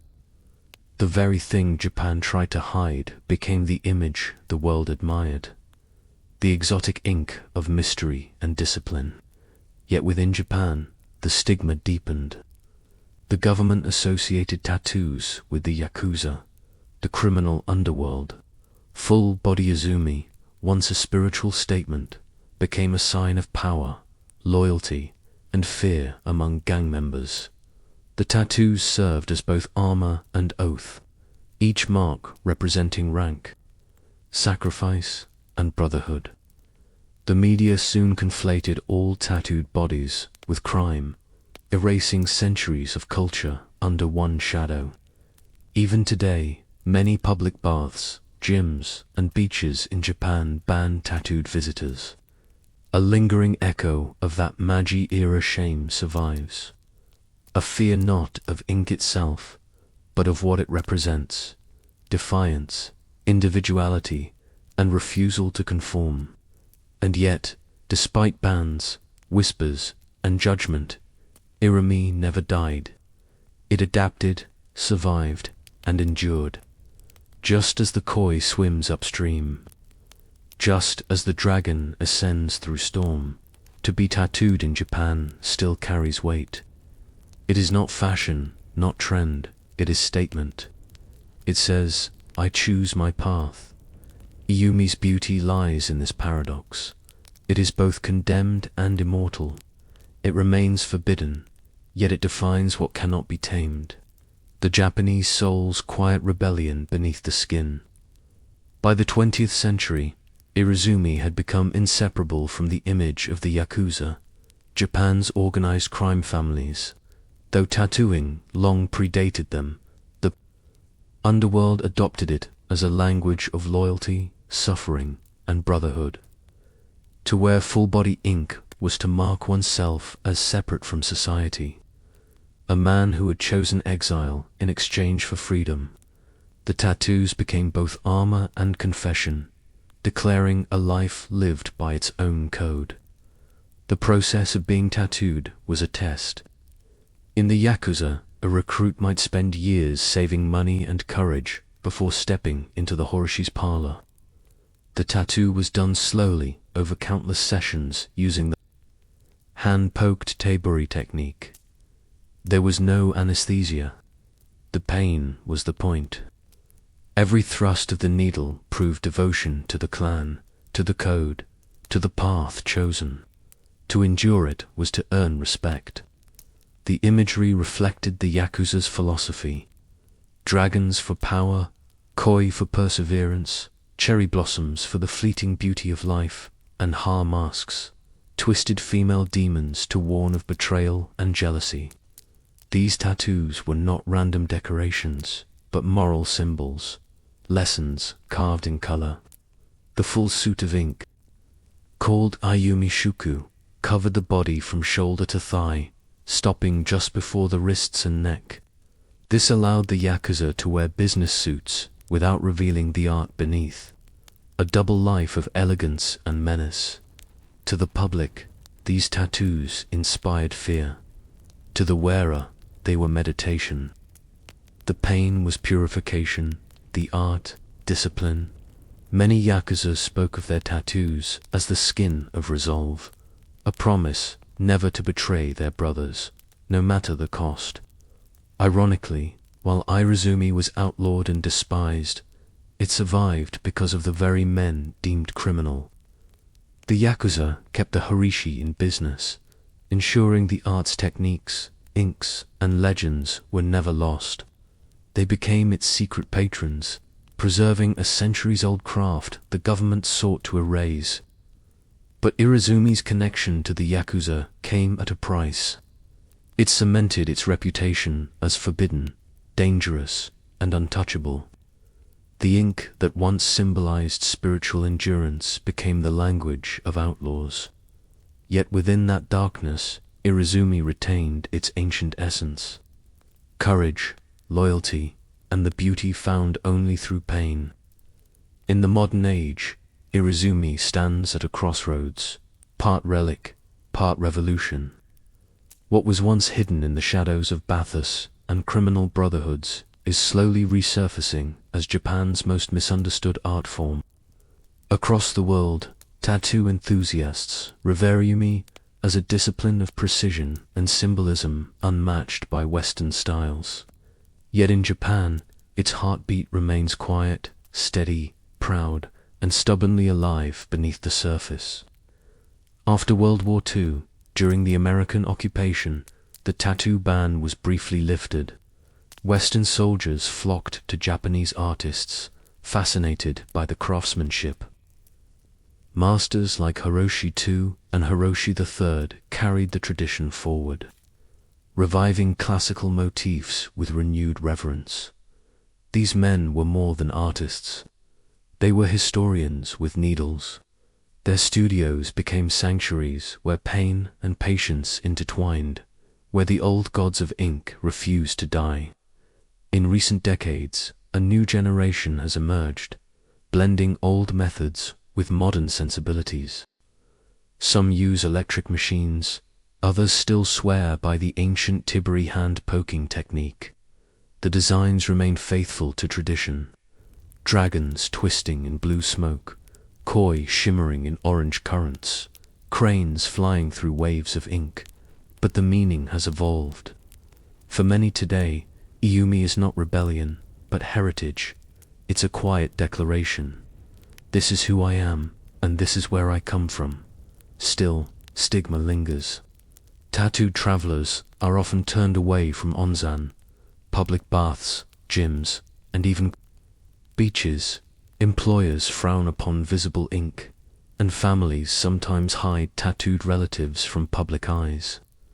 But the younger generations, artists, musicians, and free spirits, are reclaiming it, stripping away fear and returning to reverence. Beyond Japan, Irisi has achieved near-mythic status. Western tattooists study its flow, its philosophy of balance and storytelling. Museums now display ancient woodblock prints of tattooed heroes from Edo times. The once forbidden art is finally recognized as high culture, disciplined, elegant, and deeply spiritual. And yet, true Irizumi remains something more than fashion. It is patience embodied, pain sanctified, beauty earned. It survives because the skin remembers, because the ink once carved cannot lie. In every line of a dragon, every wave, every blossom, lives Japan's eternal paradox. Restraint and rebellion, shame and glory, suffering and grace, all flowing together beneath the skin. The Yakuza were not born in boardrooms or back alleys. They were born in exile. In 17th century Japan, under the Tokugawa shogunate, peace reigned for the first time in centuries. The endless wars that had defined the samurai age were over. With no battles left to fight, thousands of warriors became ronin, masterless, jobless, and dangerous men, adrift in a society that no longer needed them. The shogunate imposed strict social hierarchies, dividing people into rigid classes: samurai, farmers, artisans, and merchants. Anyone outside those ranks, wanderers, peddlers, gamblers, and beggars, was cast to the bottom, branded as the hinin, non-persons. From these outcasts rose two distinct groups, the tekiya and the bakuto, the peddlers and the gamblers. The tea traveled from village to village, selling trinkets, medicine, or stolen goods, often setting up makeshift stalls during festivals. They were looked down upon by society, but tolerated because they provided things no one else would. Over time, the strongest among them organized the trade, setting rules, collecting dues, and defending their stalls from rivals. In return, they offered protection to the weak for a price. The bakuto lived differently. They gathered on riverbanks, bridges, and back streets, playing forbidden dice games known as chon. The odds were always against the house, but the thrill of chance kept men coming back. Like the tea, the bakuto formed their own brotherhoods with strict codes of loyalty and punishment. A gambler's honor mattered more than his fortune. Betrayal was paid in blood. These small bands would become the ancestors of Japan's future syndicates. Both groups existed outside the law, yet maintained a strange order. They developed their own hierarchies. Bosses called obon fathers, and subordinates called kobon children. This oyabin-kobon relationship became the spiritual spine of the Yakuza. Loyalty in place of legality, family in place of state. By the late 1600s, the tekiya controlled markets across Edo, Osaka, and Kyoto, while the bakutos spread through the countryside, running gambling dens and protecting travelers. In a world that rejected them, they created one of their own, a society bound by tattoos, blades, and honor. The samurai had lost their swords, but in the shadows of peace, a new kind of warrior emerged, loyal not to a lord but to the code of the underworld. In the bustling streets of Edo, where merchants shouted and paper lanterns glowed against the night, two underworlds flourished in silence: that of the tea, the peddlers, and the bakuto, the gamblers. They were the lifeblood of Japan's black markets, born from necessity and exclusion. To the ruling samurai class, these people were filth parasites, feeding on the edges of order. But to the poor, they were familiar faces, offering goods, entertainment, and a sense of belonging in a rigid society that had no place for them. The takiya were wanderers by trade. They sold everything from cheap combs and herbs to stolen weapons and smuggled goods. Traveling from village to village, they became experts in survival and deception. Many disguised themselves as monks or merchants to avoid suspicion. Over time, they began organizing themselves into guilds, each led by an oi, a father figure who offered protection, discipline, and opportunity. The tea hierarchy mirrored that of samurai clans. Loyalty was rewarded, betrayal punished without mercy. During temple fairs and seasonal festivals, the tea transformed entire streets into living bazaars. They controlled the stalls, rented out spaces, and kept peace or enforced it with clubs. Their presence was both welcomed and feared. By the mid-7th century, some tea had grown powerful enough to negotiate directly with local magistrates. In exchange for keeping order and collecting fees, they were granted licenses to operate legally. Ironically, the government that despised them ended up relying on them to maintain control over the common folk. The bakuto, meanwhile, lived in a different world, a darker one. Their dens were hidden behind tea houses, barns, or boats where dice clattered in the shadows. The word yakuza itself came from their world. Yakuza, a losing hand in the card game Oicho. Kabu 893, a worthless combination. The name stuck, symbolizing society's losers who refused to disappear. Though gambling was outlawed, the bokuto's networks thrived. They offered loans, collected debts, and enforced their own justice with blades instead of courts. Many also became folk heroes, men who shared their winnings with villagers or protected the poor from corrupt officials. Others became predators, extorting the same people they once defended. Together, the tea and bukoto laid the foundation of the yakuza, one born from trade, the other from chance, both ruled by loyalty, violence, and survival. As the tea and bokuto grew in number and power, they realized that survival required more than luck or strength. It required rules. From the chaos of street life, they built a moral structure of their own, a code that would later define the yakuza for centuries. Loyalty, hierarchy, and obligation. In a world that rejected them, these outcasts created their own version of order, one bound by blood instead of law. At the heart of it was the Obon-Kobon relationship, the father and the child. The Obon was the leader, protector, and teacher. The Kobon, the devoted follower. Their bond was sealed through ritual, often over shared sake. Drinking from the same cup symbolized a sacred adoption. From that moment, they were no longer strangers. They were family. Betrayal of that bond was the gravest of sins, punishable not by exile, but by death. Discipline within these groups was strict. Disobedience or failure could result in yubitsum, the ritual cutting of one's own finger. The offender would slice off the tip of the left little finger and present it to his oyaban as an apology, a literal act of atonement. The missing finger weakened the grip on a sword or knife, symbolizing reduced strength and dependence on one's boss for protection.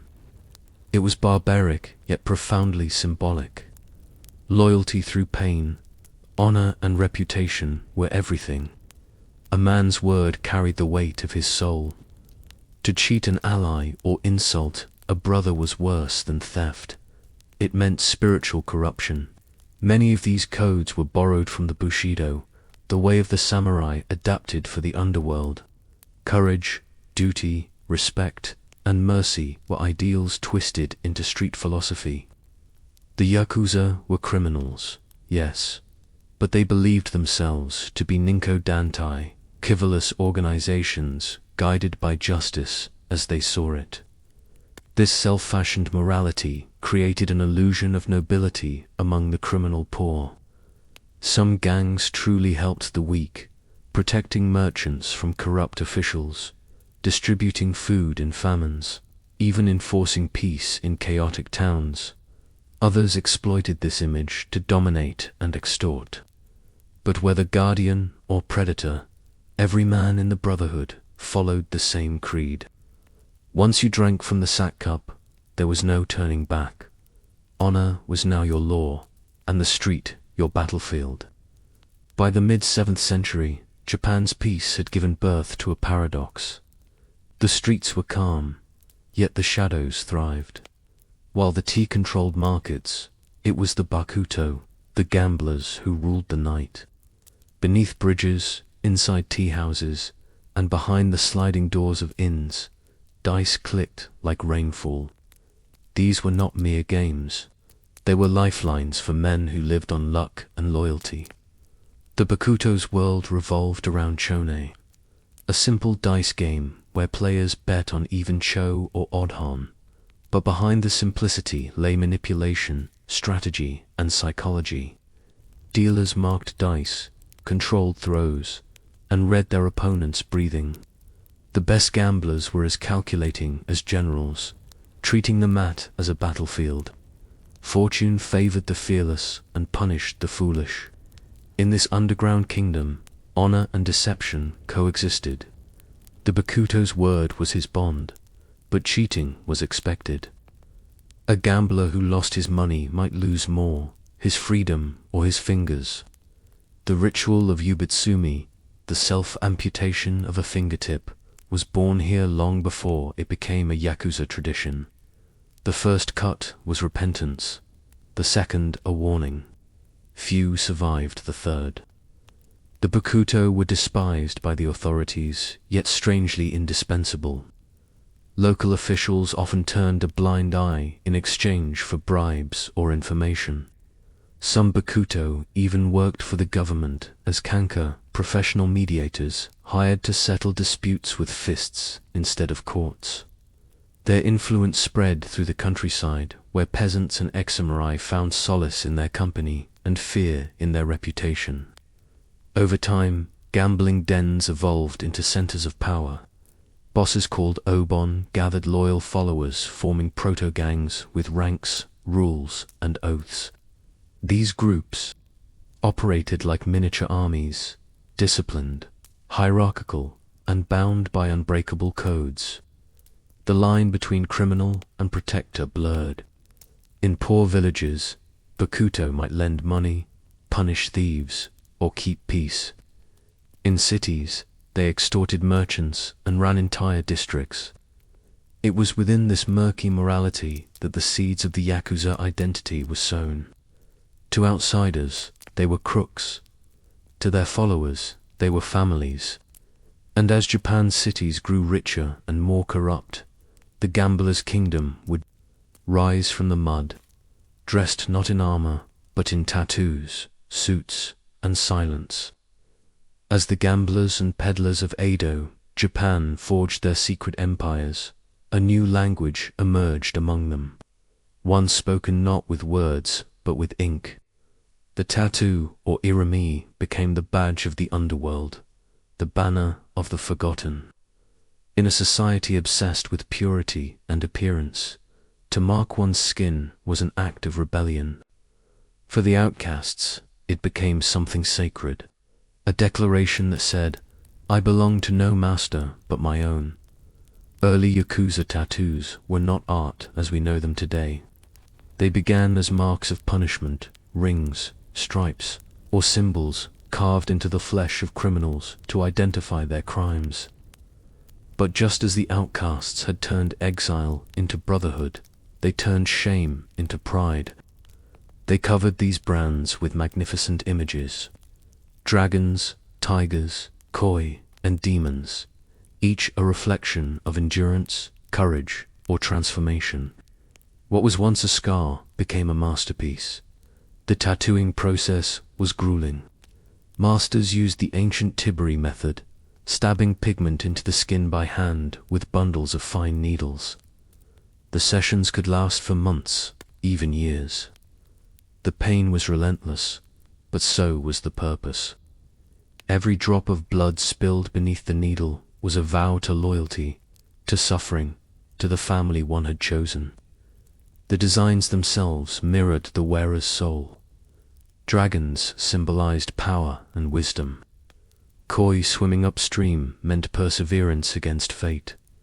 The peony represented fleeting beauty and courage, and waves, eternal and untamed, signified life's constant struggle. Together they formed a full-body mural hidden beneath clothes, revealed only in moments of trust or defiance.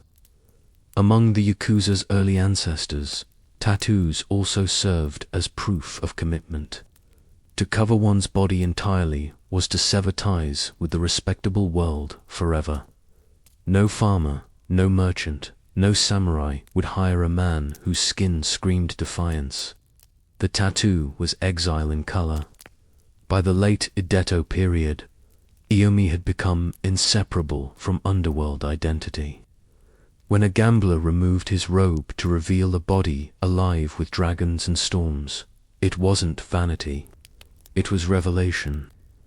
It told the world that pain had shaped him, that loyalty had branded him, and that beneath the ink and scars, he had become something more than a man. He had become legend.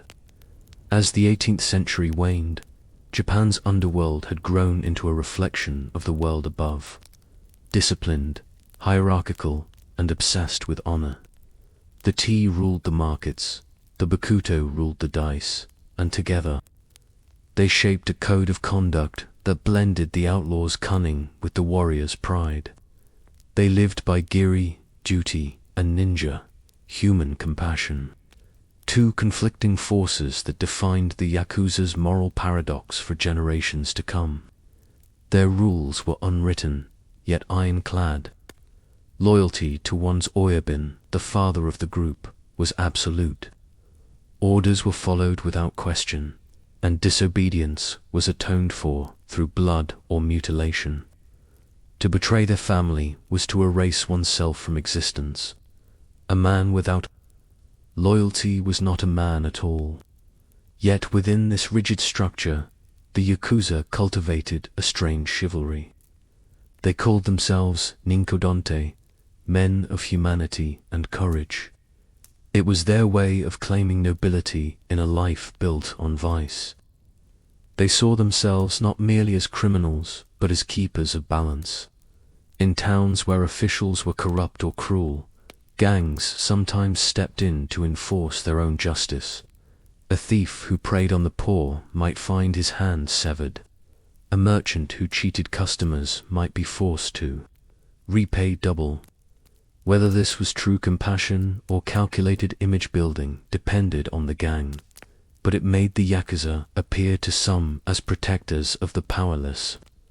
Their idea of honor echoed that of the samurai, but was forged in dirt instead of steel.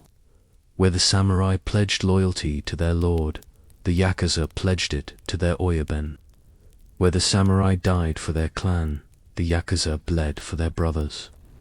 They even adopted elements of Bushido, the way of the warrior, twisting it into a creed that glorified endurance, discipline, and revenge. But this code was a double-edged sword. The same honor that bound them together also demanded violence to preserve reputation. An insult, a betrayal, even a whisper of disrespect could ignite a war between gangs. In the alleyways of Ado, honor became both shield and blade, a sacred law that justified cruelty as easily as kindness. Thus, the Yakuza were born not only from desperation, but from ideals, a shadow society guided by its own sense of righteousness in a world that refused them dignity.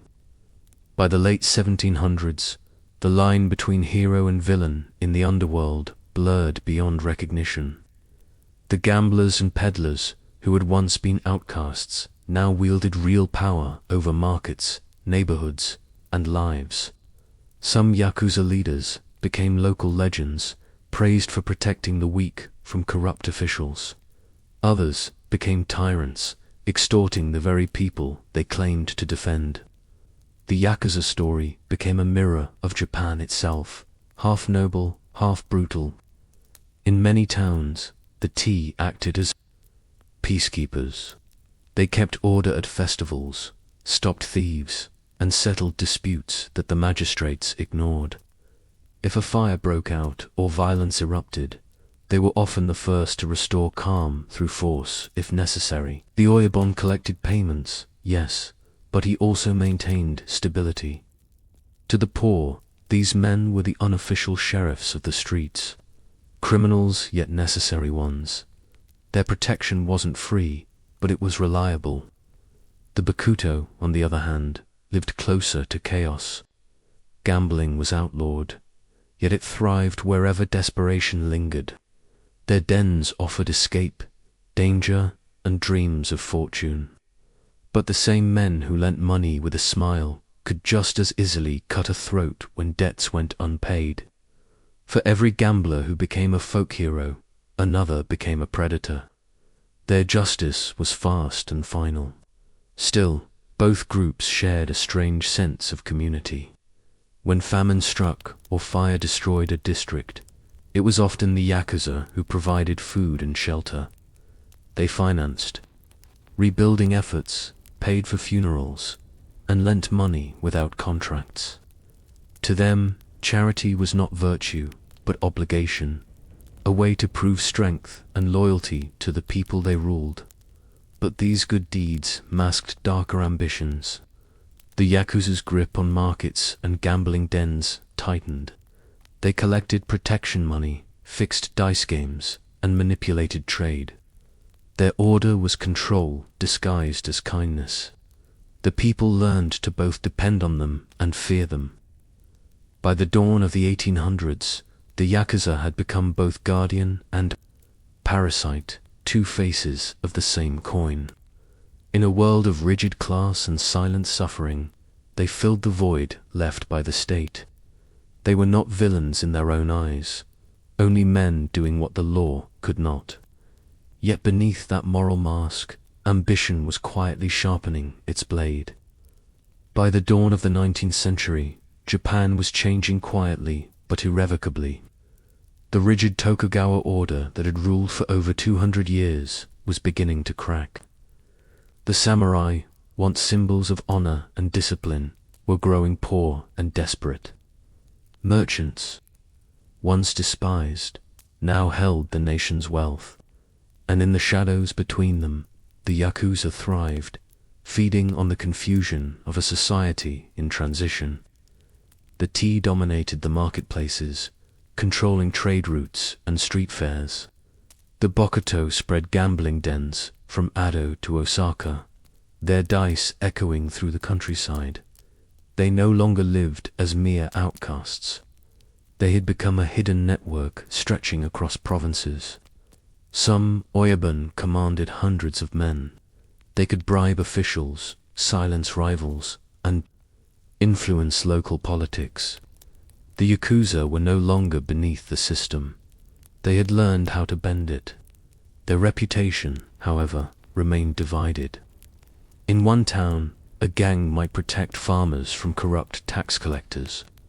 In another, they were the ones extorting them. Their morality depended entirely on their leader's heart or his greed. But what united all Yakuza was the belief that loyalty outweighed law. The state was an institution. The Oyabun was family. As Japan faced famine, natural disasters, and growing unrest, the Yakuza filled the void left by the government's inefficiency. They distributed food during shortages, punished thieves, and sometimes even negotiated peace between rival villages. These actions blurred the line between crime and charity. Many commoners began to see them not as bandits, but as necessary evils, men who upheld justice when the law had failed. Still, power breeds corruption. The older generation of gamblers and peddlers gave way to more ambitious men, smarter, colder, and deadlier. They saw opportunity not in helping the poor, but in exploiting chaos. As Western influence loomed at Japan's borders, the Yakuza adapted faster than anyone. They became smugglers, traders, and information brokers, thriving in the growing black markets that the government couldn't control. By the 1800s end, the Yakuza were no longer street outcasts. They were businessmen of the underworld, their tattoos hidden beneath silk, their dice replaced by ledgers. The empire born from poverty had evolved into something far more dangerous, an organized shadow state, one built on loyalty, deception, and blood. By the mid-1800s, Japan stood on the edge of transformation. The winds of change were blowing in from across the Pacific. Black ships on the horizon, foreign flags, and the crumbling of an old order. The samurai, merchants, and peasants all felt the world shifting beneath their feet.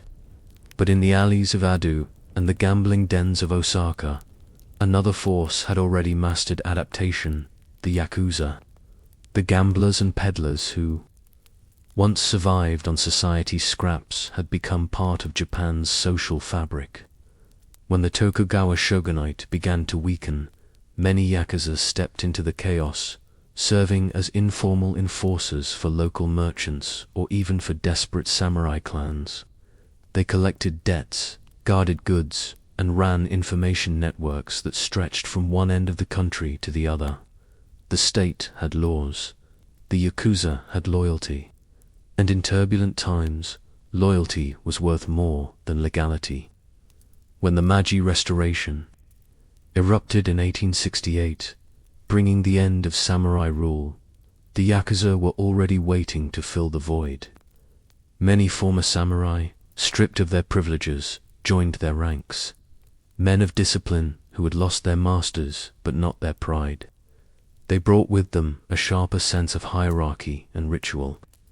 The Yakuza, once seen as drifters, now began to resemble an underground order, structured, purposeful, and deeply rooted in Japan's evolving identity. Yet, as the nation modernized, their duality only deepened. Some gangs acted as protectors of small businesses, shielding them from exploitation and helping communities survive the rapid shift to industrial society. Others turned fully predatory, thriving on extortion, smuggling, and political manipulation. Their myth, part noble, part monstrous, was already forming.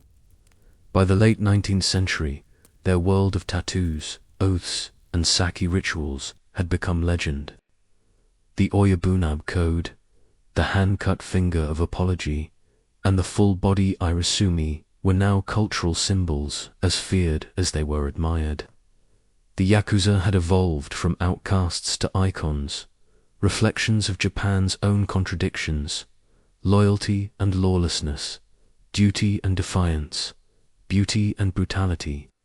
They began as gamblers and peddlers on the margins of a peaceful empire. They would emerge centuries later as its most enduring shadow.